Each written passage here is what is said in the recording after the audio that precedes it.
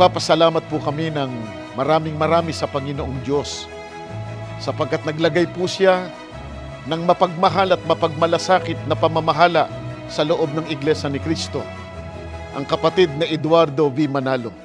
Kami pong mga ministro at mga manggagawa sa distrito ng Northern Samar, kasama po ang aming pamilya, ang mga may tungkulin at lahat ng mga kapatid sa distrito, ay buong kagalakan at buong puso po na bumabati sa pagsapit po ng inyong napakahalagang kaarawan.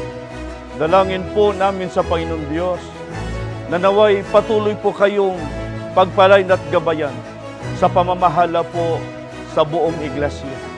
Ingatan po kayong palagi sa lahat ng uri ng panganib at sa mga taong tampalasan. Ipagkaloob po ng ating dakilang Diyos, ng ating Ama, ang pinakamainam na kalusugan sa inyo po at sa inyo pong buong pamilya. At patuloy po sanang igawad sa inyo ng dakilang Panginoong Diyos ang kanyang masaganang karunungan at kapangyarihan. Kami po ay laging magpapasakop at magiging malakas na katuwang po ninyo at laging po magiging sa lahat ng mga gawain na inyong inilulusad sa loob ng Iglesia. Maraming salamat po sa patuloy na paggabay sa amin at pagtuturo sa amin upang maitaguyod po namin ang aming mahalagang paglilingkod sa Panginoong Diyos.